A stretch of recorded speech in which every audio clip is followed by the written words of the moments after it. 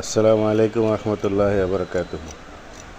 বন্ধুরা দেখেন, এটা হচ্ছে আমাদের বাজারের হাটের দিন, গ্যান্ডারির বাজার। এখানে খুব সুন্দর সুন্দর গ্যান্ডারি পাওয়া যায়।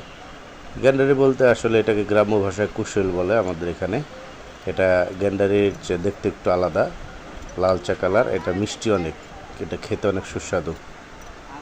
আমাদের গ্রামের সেই প্রাচীনকাল থেকে এখানে এই গ্যান্ডারির হাটটা বসে প্রতি হাটবারে। এমনি প্রতিদিনও পাওয়া যায়, কিন্তু এত বেশি পাওয়া যায় না, দু একটা দোকান থাকে। কিন্তু আজকে হাটবার হিসেবে অনেকগুলো দোকান। আজকে এই গ্যান্ডারির হাটটা দেখে ছোটোবেলার কথা মনে পড়ে গেল।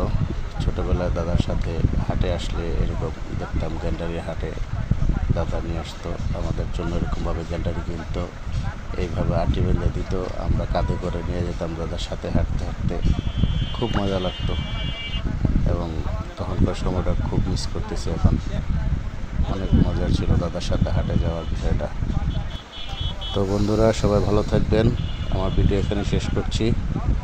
সবাই আমার পেজটাকে লাইক করবেন, শেয়ার দিবেন এবং সাপোর্ট করে আমার পাশে থাকবেন। ধন্যবাদ সবাইকে। আসসালামু আলাইকুম রহমতুল্লাহি ওয়া বারাকাতুহু। বন্ধুরা দেখেন, এটা হচ্ছে আমাদের বাজারের হাটের দিন, গ্যান্ডারির বাজার। এখানে খুব সুন্দর সুন্দর গ্যান্ডারি পাওয়া যায়। গ্যান্ডারি বলতে আসলে এটাকে গ্রাম্য ভাষায় কুশল বলে আমাদের এখানে। এটা গ্যান্ডারির চেয়ে দেখতে একটু আলাদা, লালচা কালার। এটা মিষ্টি অনেক, এটা খেতে অনেক সুস্বাদু। আমাদের গ্রামের সেই প্রাচীনকাল থেকে এখানে এই গ্যান্ডারির হাটটা বসে প্রতি হাটবারে। এমনি প্রতিদিনও পাওয়া যায়, কিন্তু এত বেশি পাওয়া যায় না, দু একটা দোকান থাকে। কিন্তু আজকে হাটবার হিসেবে অনেকগুলো দোকান।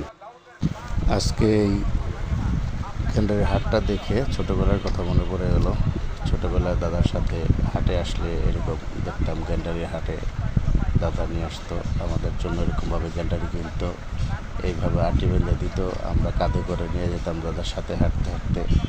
খুব মজা লাগতো এবং তখনকার সময়টা খুব মিস করতেছি এখন। অনেক মজার ছিল দাদার সাথে হাটে যাওয়ার বিষয়টা। তো বন্ধুরা, সবাই ভালো থাকবেন। আমার ভিডিও এখানে শেষ করছি। সবাই আমার পেজটাকে লাইক করবেন, শেয়ার দিবেন এবং সাপোর্ট করে আমার পাশে থাকবেন। ধন্যবাদ সবাইকে।